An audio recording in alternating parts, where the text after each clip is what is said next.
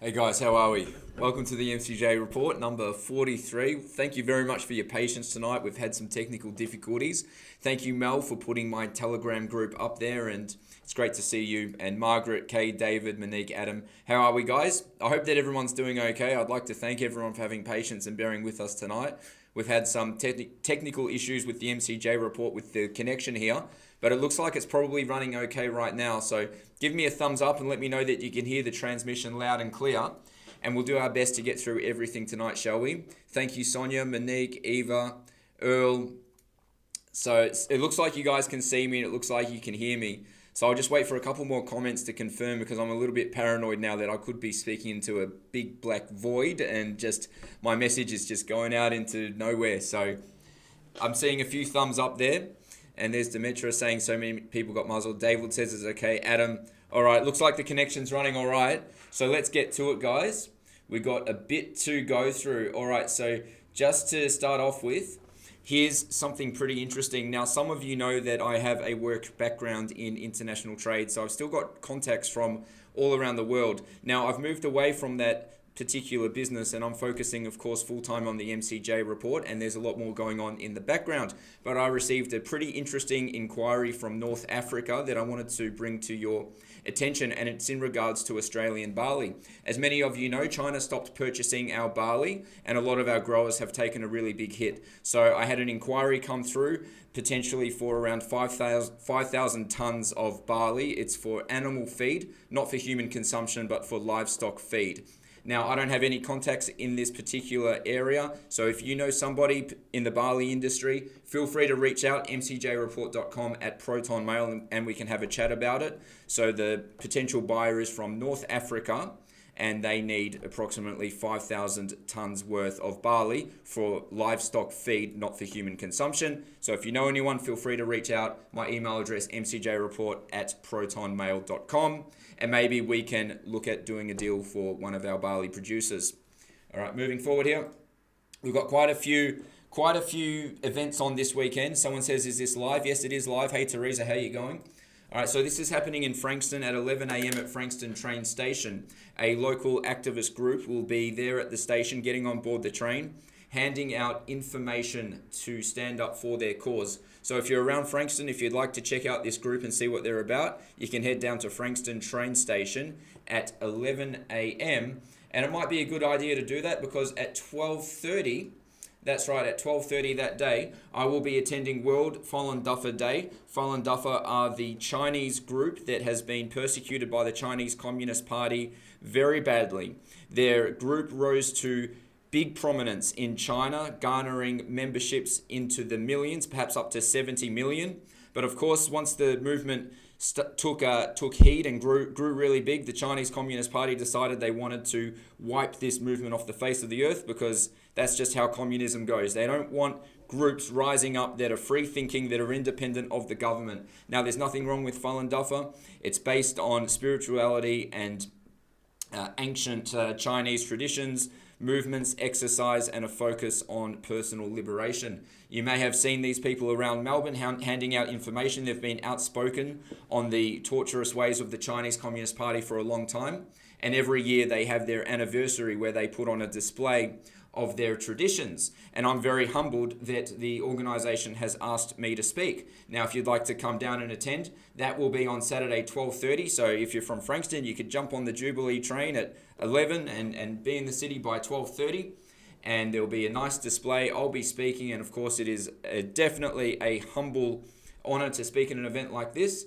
And it is located on Queensbridge, just out the front of Crown Casino, so you can come down and see what it's all about. Then the same day, since you're going to be in the city anyway, you can come down to Flagstaff Gardens at 4:30 p.m. Reignite Democracy. We'll all be there, and we have a big announcement, a big special announcement that you will be happy about. I can almost guarantee you will be happy. So if you'd like to come down and be part of that announcement and find out how you can be involved, 4:30 p.m. at Flagstaff Gardens on Saturday. So you can make a day out of it, and I hope that I see you there. Of course, this month on the 15th, Monica and myself will be speaking at the Worldwide Rally for Freedom in Sydney. So we will be heading off to Sydney for this particular rally, and there's some great speakers involved as well, and Craig Kelly will be speaking, which is very notable. If you're in Melbourne, you can head on over to Batman Park, which is on the 15th of May at 12 p.m. So the same time there, and this event here, of course, is in Melbourne, but I will be attending the Sydney event. All right, now let's start smashing through the news, shall we? There's been a couple of developments with Daniel Andrews, so let's have a talk about this guy. Let's see what he's been up to, or supposedly up to, or allegedly up to. I suppose we don't really know what he's been up to, right? We're not privy to his movements.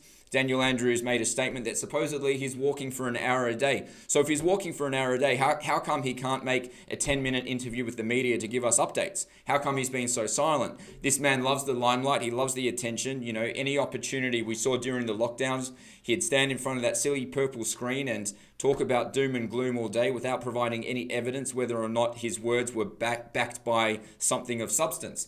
All right, so let's have a look here. I'm just going to open up my browser. Let me just get this open.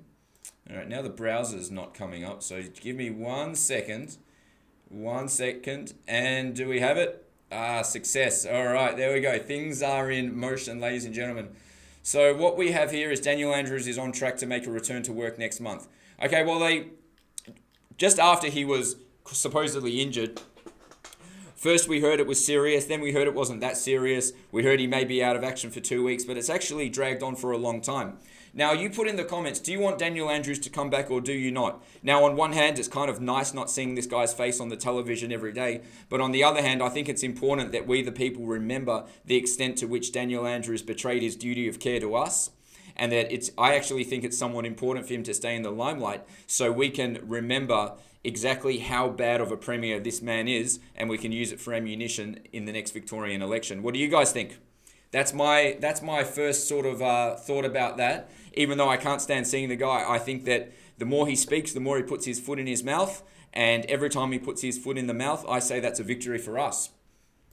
All right, now here's something else that's pretty interesting. There's a face that I'm sure that you don't miss, but nonetheless, Daniel Andrews' government fighting release of COVID documents, says David Davis, the Liberal MP. So check this out. The Victorian opposition has claimed that Daniel Andrews' government is fighting the release of important documents outlining the state's pandemic plan that could hold key to the health orders that forced Victorians into lockdown last year. Upper House opposition leader David Davis is pushing for the government to release last year's draft pandemic plan, including private emails between the state's Chief Health Officer Brett Sutton, Victoria Premier Daniel Andrews and ex-Health Minister Jenny Mikakos.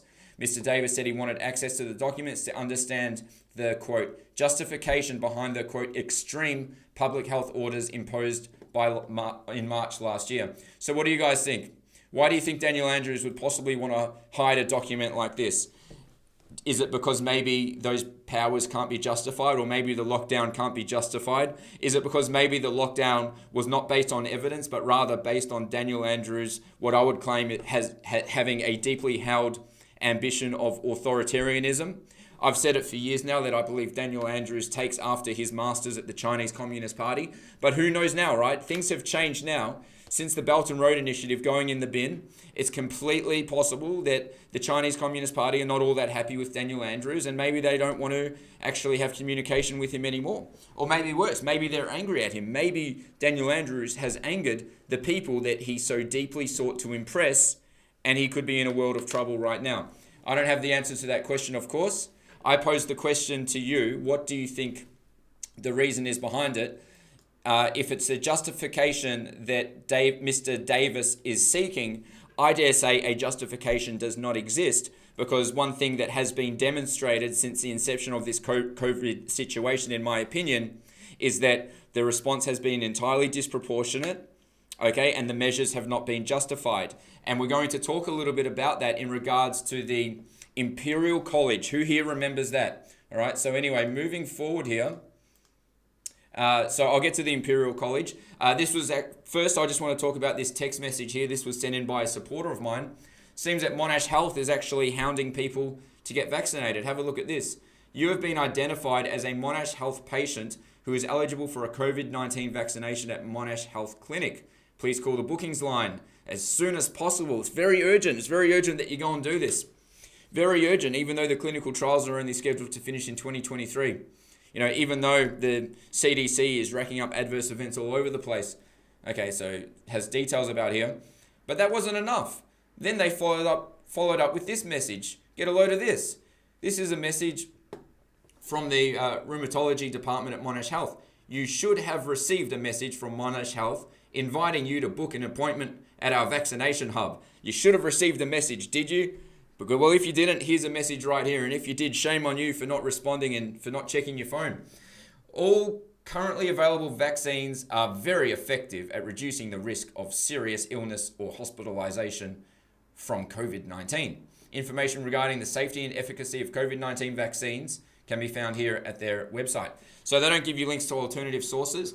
Now, they're making quite a bold assertion here, telling you that it's very effective. I'm just wondering, considering that this is a Schedule 4 with the Therapeutic Goods Administration, and that it's only a provisional approval. It doesn't have a complete approval, as do other drugs that have been through the proper protocols in terms of clinical trials.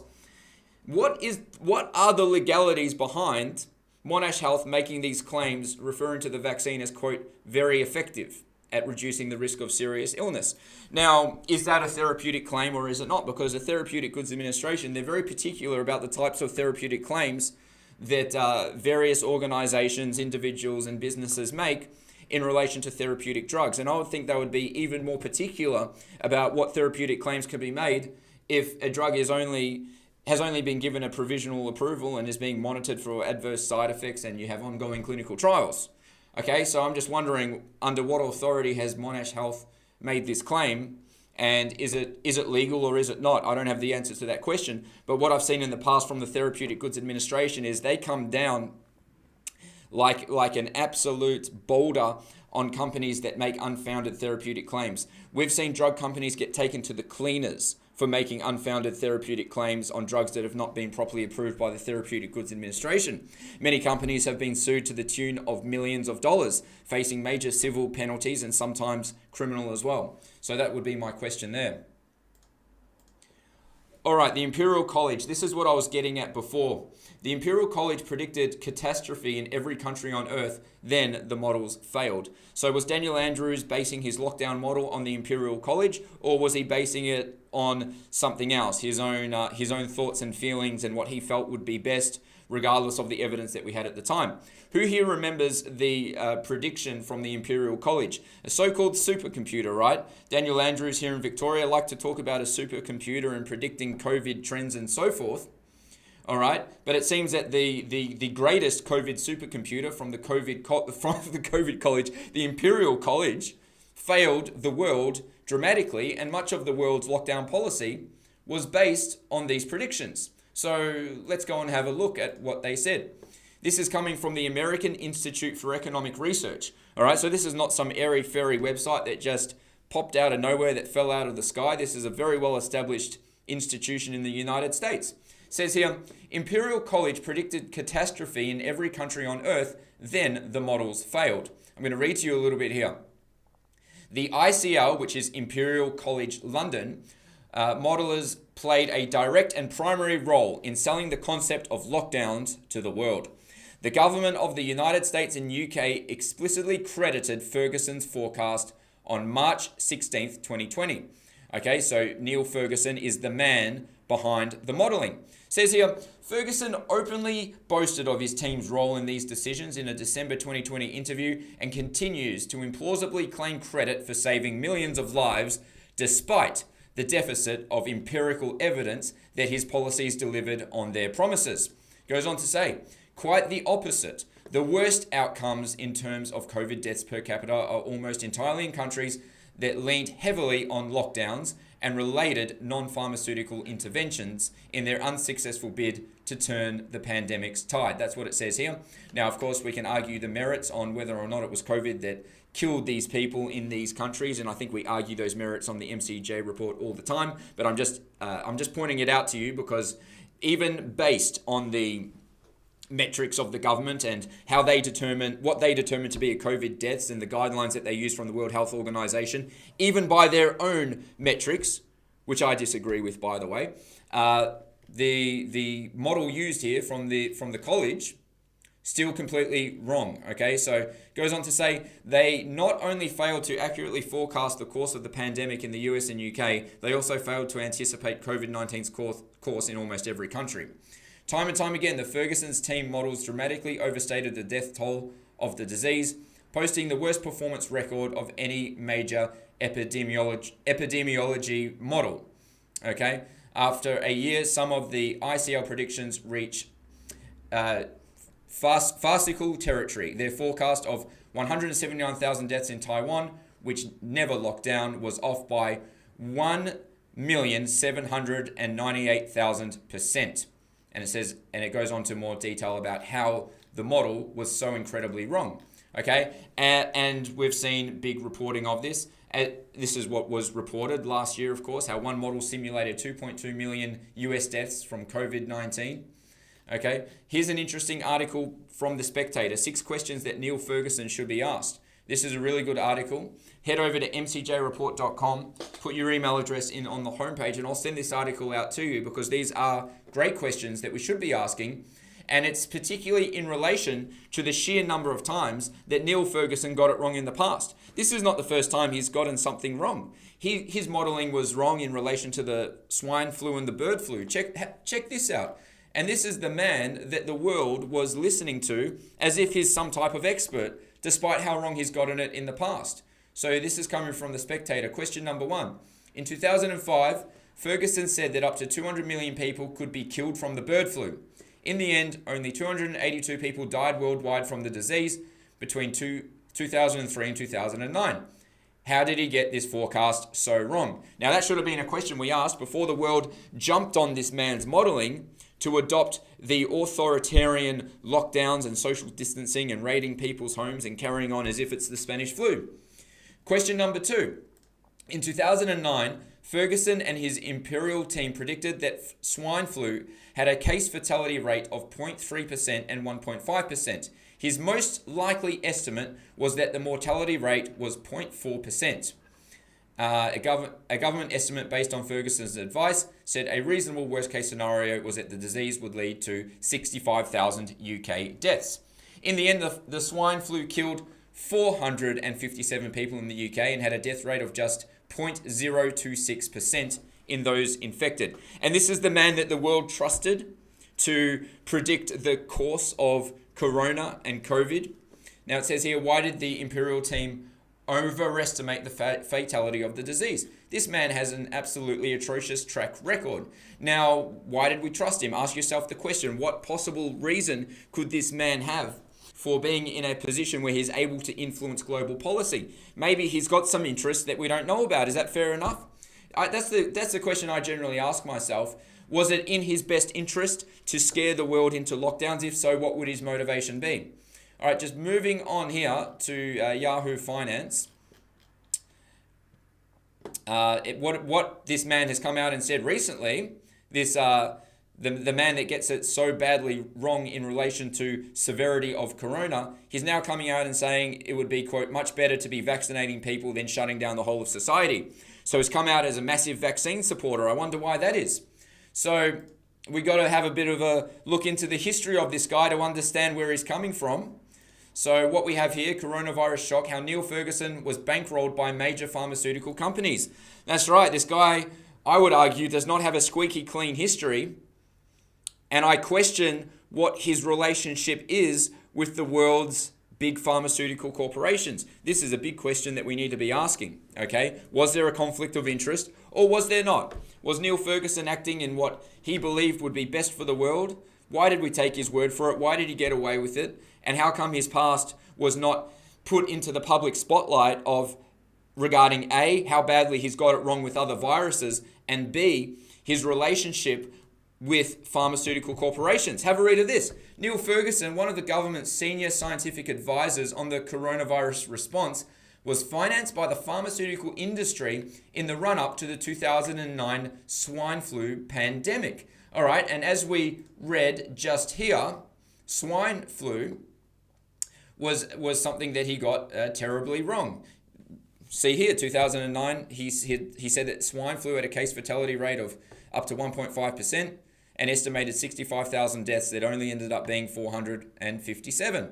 All right, so I'm going to read to you a little bit from this article here. This is from express.co.uk. I'm going to go to the bottom. It says here, the 2018 documentary Trust Who, as in World Health Organization, noted how Professor Ferguson, who was on the committee, reported conflicts of interest. The film's maker, Lillian Frank, said Neil Ferguson declares consultancy fees from GlaxoSmithKline, Baxter, and Roche, the manufacturers of the swine flu vaccines and medications. All right, so isn't that interesting? Receiving fees from these vaccine makers, telling the world there's going to be 65 deaths in the UK. No problem, no conflict of interest. Just let him keep predicting the trends of viruses for years to come, regardless of how many economies it destroys and lockdowns and loss of life through depression, and people can't exit their homes. We see in some parts of Asia, people can't even leave their homes to eat at the moment. We saw that in Cambodia, actually. So will this man be held responsible for his negligence?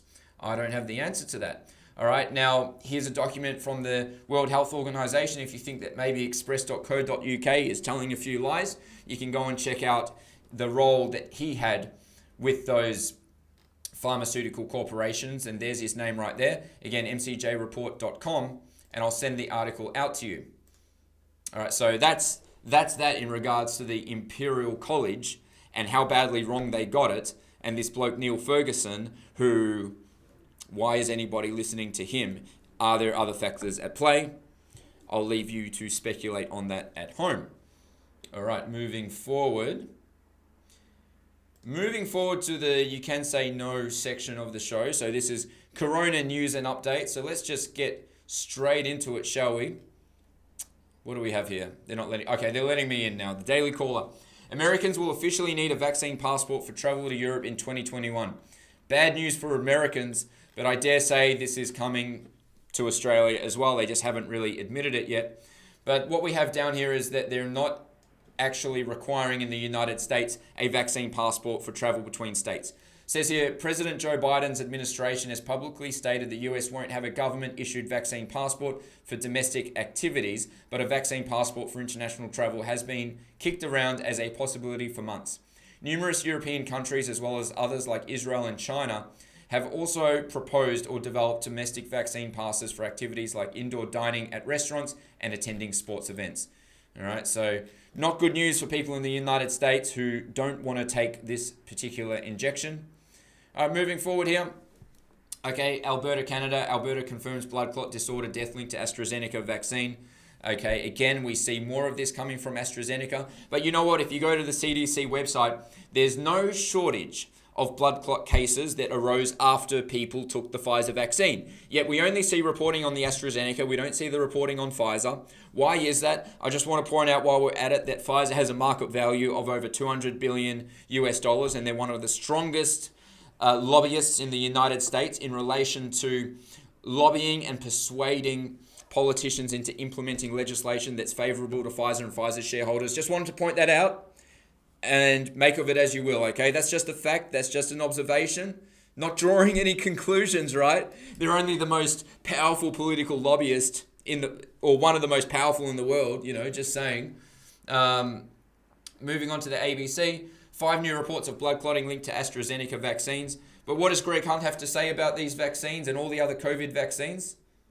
The world is engaged in the largest clinical trial, the largest global vaccination trial ever, and we will have enormous amounts of data. But what's the message for the public? It's safe, it's effective, it will help protect you, but it will also help protect your mum and dad, your grandparents, your nonna, all of Australia. Would Greg Hunt like to explain his words to the family members of people who have passed away shortly after taking these injections? Has he addressed these people? Has he apologised? I don't think he has. Put that in the comments. All right, so we see more of that, more blood clotting, of course, a very deadly situation when blood clots arise.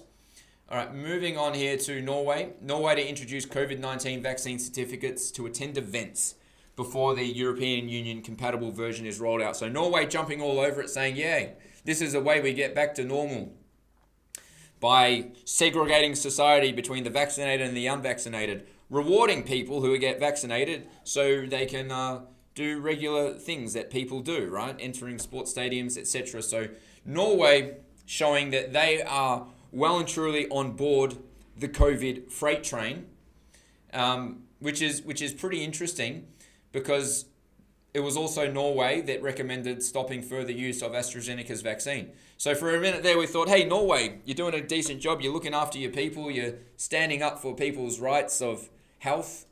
And then we see here, not exactly. Here's an interesting article. COVID-19 vaccines thrown out in Central Australia thanks to low uptake. That is not very professional language to be using from the ABC. Thanks to. You understand what I'm trying to say here? Thanks to, as in, it's almost like this article is coming from a spiteful position. You know what I mean? I couldn't go to the gym this morning thanks to my girlfriend that took my car, or something like that. You understand what I'm getting at, right? COVID-19 vaccines thrown out in Central Australia, maybe because Aboriginals don't want them, I guess. Around 50 doses of AstraZeneca vaccines in Central Australia have been thrown out. Wastage comes when clinicians cannot distribute the doses within the prescribed shelf life of the vaccine. Okay, now it says here that Central Australian Aboriginal Congress has been leading the vaccine program, but it seems that a lot of the Aboriginal people don't actually want the vaccine, and that's their right, it's their choice. They shouldn't have to take it if they don't want it. All right, moving forward here. What do we have? No, I think we actually have one more piece of information to go through. Okay. No, we have a few more in relation to Corona. I lost my footing there for a second. So again, coming from the American Institute for Economic Research, lockdowns are no substitute for focused protection. Now, if you'd like these articles, mcjreport.com, head over there, put your email address in, and I'll send it over to you.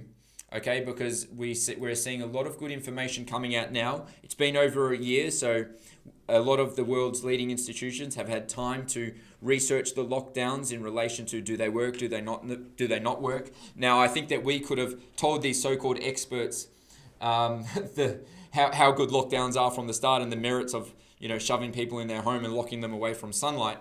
But it's nice to see it all coming to the surface. All right, so that wraps it up for the Corona updates. All right, so YouTube. Here's a pretty interesting situation with YouTube. Now, I've been suspended from YouTube a few times. A lot of you have probably been taken off YouTube as well. We've seen a lot of the world's leading doctors and medical experts taken off YouTube due to speaking a narrative that is at odds with various government narratives around the world in regards to the corona response. Okay, we've seen experts coming from a measured place, a place not based on wild conspiracy theories or anything like that, deplatformed from YouTube. So I wanted to talk to you a little bit about the CEO of YouTube, because really this person seems to be one walking contradiction. Let me show you what I'm talking about here. Silicon Valley algorithm manipulation is the only thing keeping mainstream media alive. Okay, so the CEO of YouTube she admitted that YouTube gives a hand up to the mainstream media corporations while simultaneously punishing independent news sources. So a show like the MCJ Report is never going to get a fair go on YouTube, because the world's big conglomerates, the Murdoch media and CNN and all those sorts of people, they're the ones that get a hand up. Okay, so it's not a fair playing field, and YouTube was supposed to be an outlet for independent people to create unique and independent content to get it out to the world. Have a look at this. YouTube CEO, it's easy to, quote, make up content and post it from your basement. All right, so there we go, some derogatory language right there, basically assuming that anyone that makes a post that's at odds with perhaps sources from the mainstream media is probably living in a basement. And she says, so we boost authoritative sources. Authoritative, I mean, she's not even trying to hide it here. So there she is right there, Susan Wojcicki, just admitting right there that they boost authoritative sources and basically condemn made up content from someone's basement, okay, whatever that actually means. Now, here's something really interesting to point out, right? YouTube CEO wins free expression award sponsored by, wait for it, I know it's on the screen, sponsored by YouTube, and then boasts about how the platform censors content creators. So there she is right there. So YouTube basically gives her an award for free expression whilst she is actually boasting about limiting the reach of independent content creators. Look at this. Susan Wojcicki, the CEO of Google's video platform YouTube, was awarded the Freedom Forum Institute's Free Expression Award on Friday in a ceremony sponsored by her own company, despite YouTube's track record of censorship. It says here, the freedoms we have, we really can't take for granted, Wojcicki declared, adding that, quote, we really have to make sure we're protecting them in every way possible. Protecting them whilst she is attacking many people. Wojcicki, however, went on to argue that, quote, we also need to make sure that there are limits, all right? You know, one person's limits are different from someone else's limits, right? It's very, very subjective. And revealed that the company removed 9 million videos in the last quarter, 90% which were taken down by machines. You know, I put a video on YouTube debunking lies the mainstream media told about myself and Reignite Democracy, and that was taken down for misinformation. So the mainstream media was able to lie about us, and I went to defend against those lies, and YouTube considered that to be at odds with their community standards. So these machines, I guess YouTube has them trained pretty well. She also said there's, quote, a lot of content that technically meets the spirit of what we're trying to do, but it's borderline. Who decides that? A small arbitrary group of people that have such huge control over the information that you and I receive. This is communist China. This is deciding what message gets out there and what message is suppressed. And it's determined by these people that have wound up in these positions. There she is right there. Okay, so she says content we will reduce, meaning we're not going to recommend it to our users. So, you know, content like the MCJ report won't be recommended to anyone. That's why, ladies and gentlemen, we need to work 10 times harder to get our message out there, because we're up against it all. We're up against social media censorship. We're up against the disinformation campaign of the government in many areas. So that's part of the reason why we're doing what we're doing with Reignite Democracy through our letterbox campaigns, because guess what? Information in a letterbox can't be censored. We're left with no other choice. We have to go old school. We have to go back to basics. And 4:30 p.m. Saturday, Flagstaff Gardens, come on down. And if you'd like to do some letterbox drops, we can give you some information and you can become part of the solution, because unfortunately, we cannot rely on the big tech companies to do the right thing by us. Alrighty, now,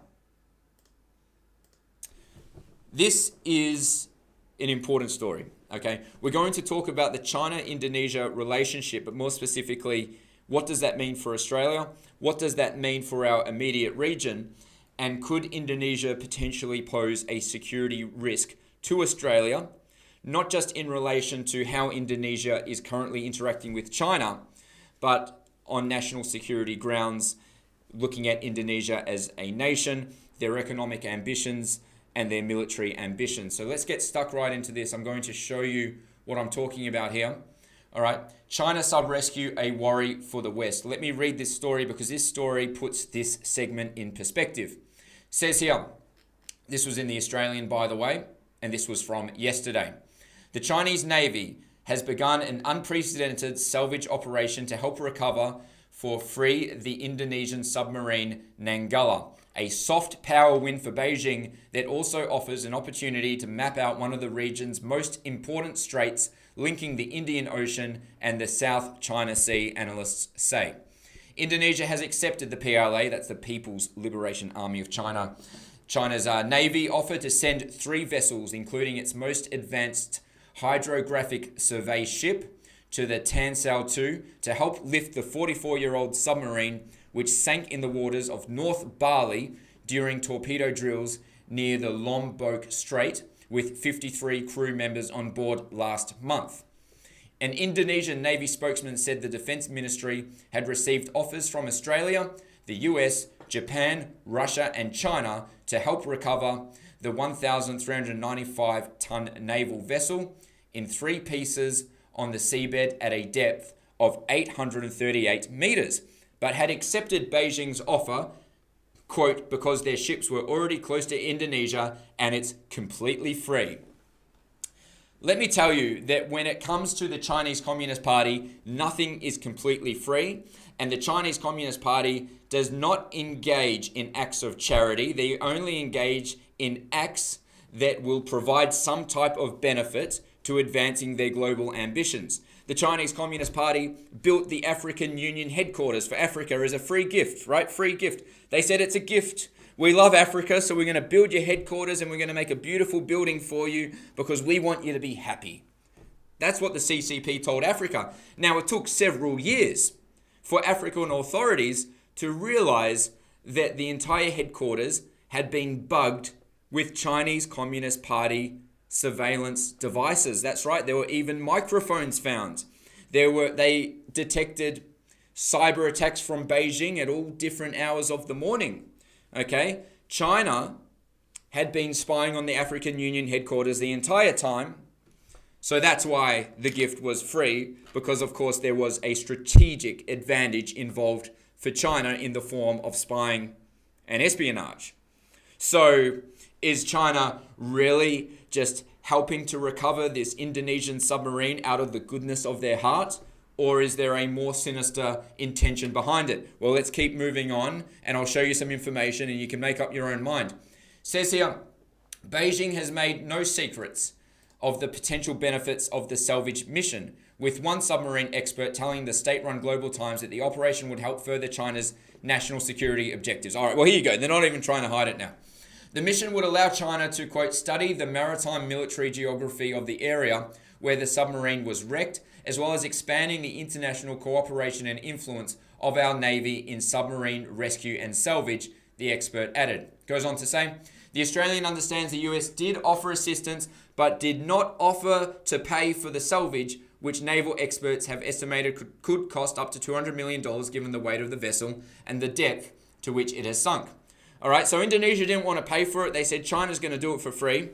I wonder if the Indonesian government considered the extent to which accepting this so-called free offer would put their government further into the pocket of China, or maybe they don't care because maybe government officials are all getting paid off and they say, stuff the citizens, we want some of that juicy CCP money, so who cares what happens down the track? What do you think? I don't know. I'm just speculating. I'm trying to work this out as the story is unraveling. All right. Regional security analyst Malcolm Cook told The Australian it was the first time China and not traditional maritime assistance nations such as the US, Australia and Japan would be the provider of external help for a Southeast Asian country in a situation like this? It's always usually us coming to these situations. If you were to script a movie about how to enhance Chinese soft power diplomacy in Indonesia, I'm not sure you could get a better plot. Sounds pretty grave. Dr. Cook said, the Lombok Strait is the most important strait for submarine traffic, which is the most sensitive of military traffic and hard to track. He said, quote, if they can map the area, they will have a much better idea of the seafloor and currents in the Lombok Strait, which would be of benefit to Chinese submarines if they are also able to leave sensors in the strait. They would be able to track who goes through, which would be very detrimental to those who use it. All right. Now, it's pretty important to point out the ship is being retrieved from Bali, which is right here on the map, right in the middle there. Okay, very close proximity to Australia, Indonesia. There's the South China Sea. We have the Indian Ocean to the left over there, providing potential strategic passageway for China. We know that if we look just across the right of the map in Papua New Guinea, China's trying to invest billions of dollars in a super city. We know at the top of Darwin, China basically controls the port of Darwin for a 99-year lease via the Land Bridge Group. We know that China has strategic interests all around the Pacific Ocean, all throughout the coastline here of Queensland. There's an airstrip along the coast of Western Australia. China is really doing everything it can to secure this region. Why do you think that might be? Could it be that maybe one day in the future China wants to invade Australia? I would say there is a very plausible argument for that. All right, now just moving forward here, in relation to Indonesia and China in the relationship, it's important to point out that Indonesia is on board with the Belt and Road Initiative, so the government is lapping up any opportunity to bring Chinese money in, regardless at whatever cost that poses to their independence or their sovereignty. Indonesia has welcomed Chinese Communist Party money in with open arms.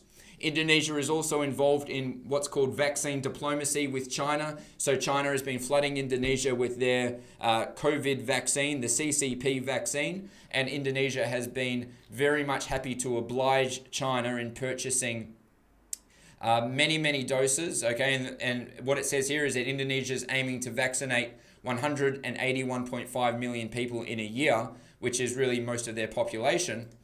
All right, so you've got vaccine diplomacy, you've got the Belt and Road Initiative, and China is also buying up factories in Indonesia and seeking to use the country as a factory for producing electric vehicles. Okay, it says here, this is from the Asian Times, China's investments in Indonesia's nickel, copper and other ores used in electric vehicles are lifting nation's industrial prospects. All right, so China has massive commercial interests in Indonesia and also strategic interests given the geographical location of Indonesia in relation to trading routes and in relation to what you could put the argument forward for potential military outposts. All right, so that's the relationship between China and Indonesia in a nutshell. Now, here are some things to consider about Indonesia. Indonesia could very well join forces with China militarily in the future, and they could have a great incentive to do so. Here's why I'm saying this.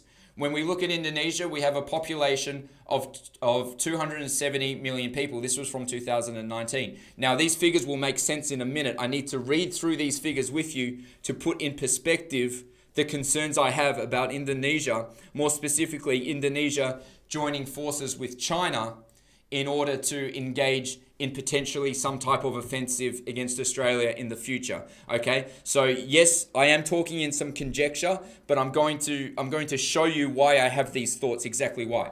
Indonesia, population 270 million people. Australia, population of 25 million people.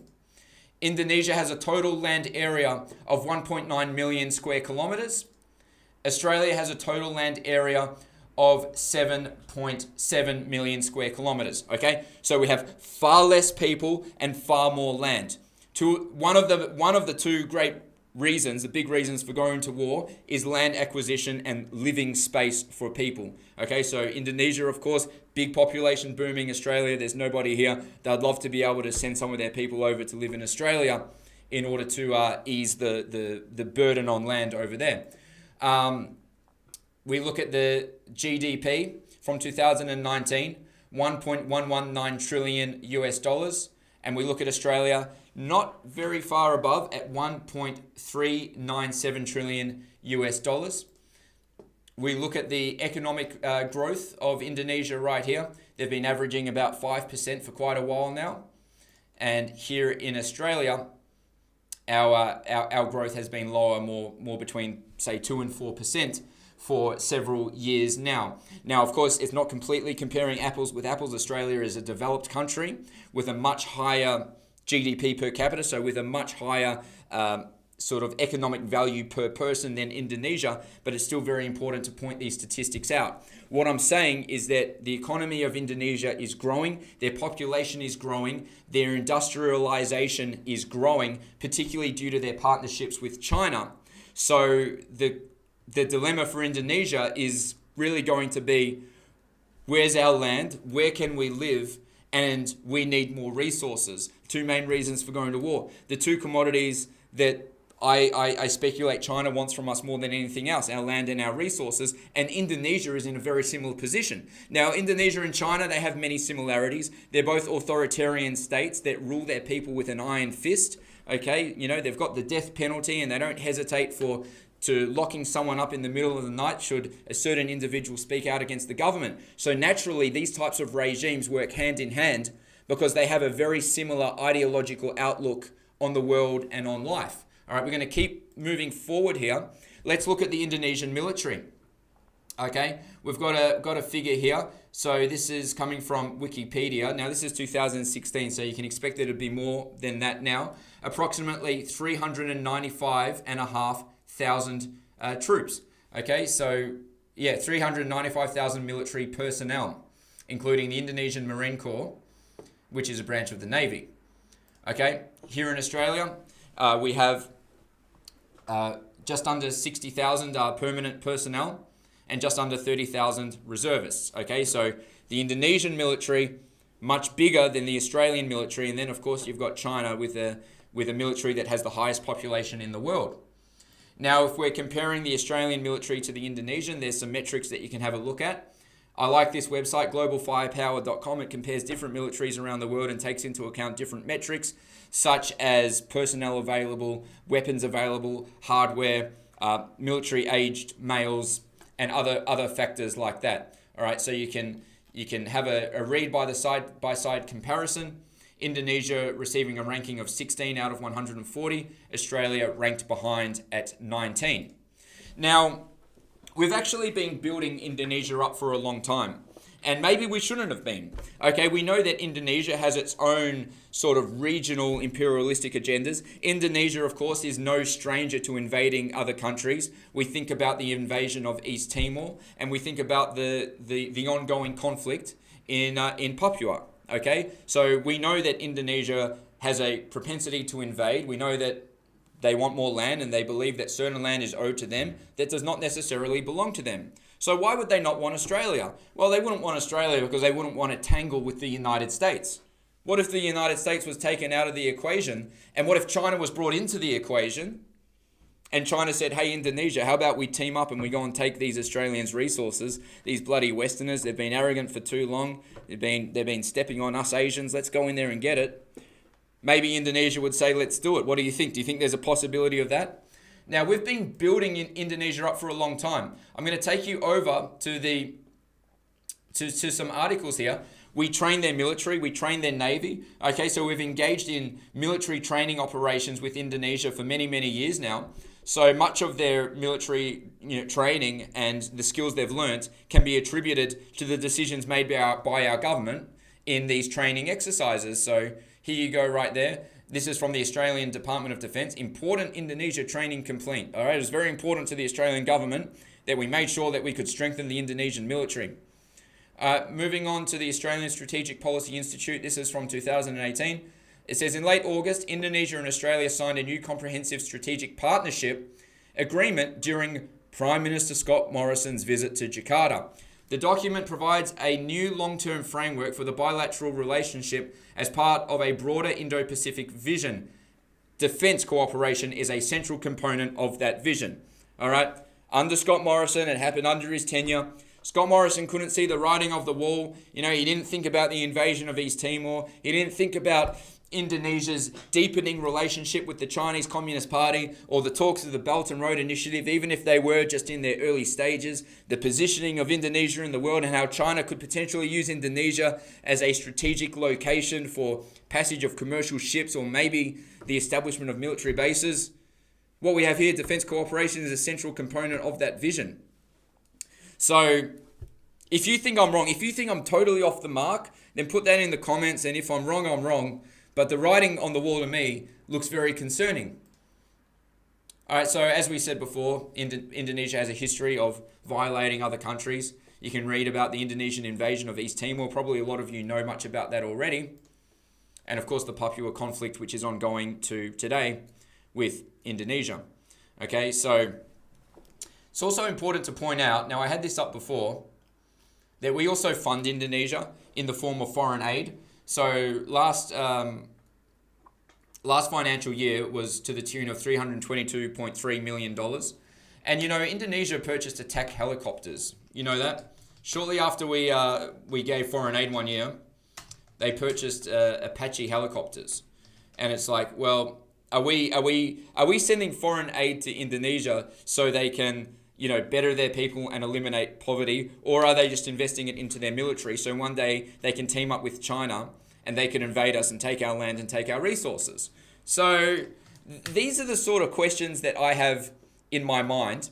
I'm just pulling up the article for you right now. I wanted to include this because ultimately, we've funded this nation, and now they're teaming up big time through vaccine diplomacy, the Belt and Road Initiative, submarine rescue operation where China could develop a huge strategic advantage in that region. Big military, right? 400,000 military personnel. We help train them. And this is a country that has a history of invading other countries and is authoritarian and rules over their people with an iron fist and has no regard for human rights. Why did we do this? Who has been running our country for all these years? This is a question that we all need to ask ourselves, and as a country we need to do a lot of soul searching, because if we don't seriously shuffle the seats in Parliament, God help us. God help what the future of our country looks like. Okay? But don't worry, there's things going on in the background. And as I mentioned, 4:30 p.m. Saturday, Flagstaff Gardens. If you come, there'll be a special announcement and we'll talk about part of the solution. So yeah, as you can see here, Indonesia bought $400 million worth of attack helicopters last week while we delivered $320 million in aid. We give them the aid, they buy the attack helicopters, team up with China. What could possibly go wrong? Anyway, put your thoughts in the comments. How do you feel about China and Indonesia deepening ties? Do you think we can trust Indonesia? Do you think we can't? Let me know what you think, because it's not all about what I think. I want to know what you think. That's important to me. Okay, now that's just about it for the show, ladies and gentlemen. Usually I would like to stick around for some question time, but I am gonna actually have to wrap this up tonight, just because I do need to jump into a meeting pretty soon. Now, of course, if you'd like to support the show, you can head over to mcjreport.com/support. This is only made possible by you. I'm very grateful for my financial contributors. Because of you, I can run this show and I can run it properly and I can focus on it full time. I'm proud to be funded by the public, and I consider it a responsibility to do the right thing by you. Unlike the mainstream media, of course, they're funded by the corporations and by corporate sponsors. MCJ Report is grassroots, and it's funded by the people for the people. So if you'd like to be part of that, you can head over to mcjreport.com/support, and you can contribute from as little as $5, and I'd really appreciate it. In saying that, if you're going through a difficult financial time, please hold off, because I'd prefer that you take care of yourself first.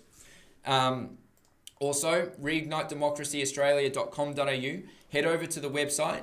You can sign up for becoming a volunteer, and we're going to have such great projects, and you're going to learn more about these projects really, really soon.